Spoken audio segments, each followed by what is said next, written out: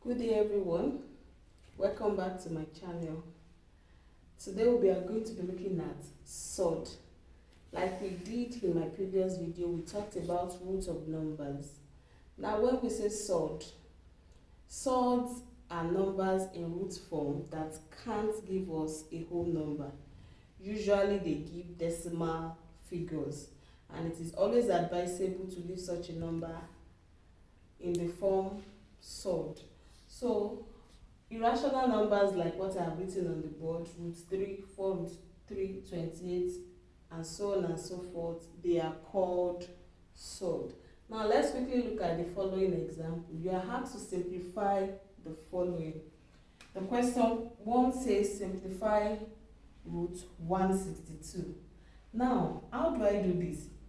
You make sure that when you are trying to simplify such number, you have a number that it is possible for you to find the square root. What do I mean? Now let's look at 162. I can rewrite 162 as 81 times 2, because I know that I have square root of 81. There is a number for square root of 81, but I don't know the square root of this. So to simplify this, I know the square root of 81 will give me 9. Then, since I don't know what the square root of 2 will be, I leave my answer as this. And so, I can simplify root 162 as what? 9 root 2. And that's it. Let's move on to the next question. The next question says we should simplify 10 root 32. Looking at this, 10 is not in any root, but I can simplify 32 by saying 16 times 2. Then I come back to this, 10 over, what is the square root of 16? I know the square root of 16 is 4. Then I don't know the square root of 2, I leave it as this. Are we together? Now looking at my question still, there's something I can do. I can break this down, 2 here 2, 2 here 5.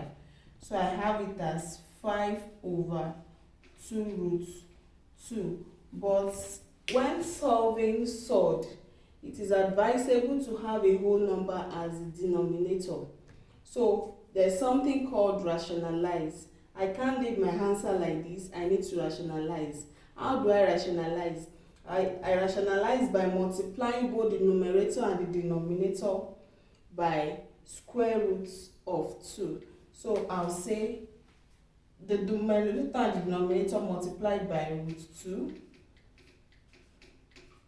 So this will give me 5 root 2 over 2 times root 2 times root 2 will give me 2, because a number in the same roots, instead of stressing yourself looking for how to go about it, though I can say root 2 times root 2, this will give me root 4.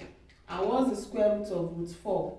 The square root of root 4 is 2. But instead of doing this, I already know that a number, same number in the root, multiplying each other will give me that number without a root. So that's how I was able to get root 2 times root 2 to be 2. So this will now give me 5 root 2 over 4. And that's it.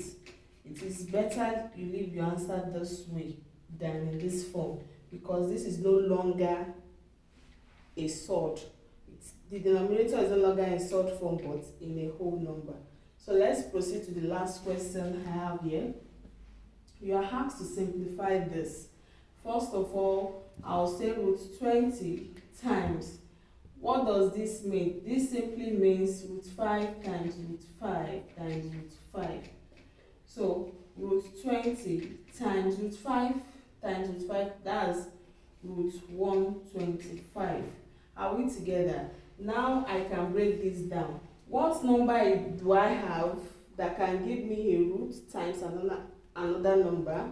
I have square root of 4 times 5, because 4 times 5 will give me 20 times, and in this case I can have 25 times 5. 25 times 5 will give me 125.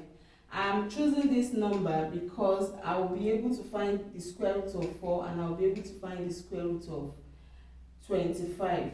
Are we together? It is wrong to be able to find square root out of what you have been given. So this will give me 2 root 5 times this will give me 5 root 5. And when you are dealing with surd, numbers multiply each other and the roots multiply each other. So this will give me 10 root 5 times 5. Though I know with 5 times root 5 will definitely give me 5, but I just want to show it to you all.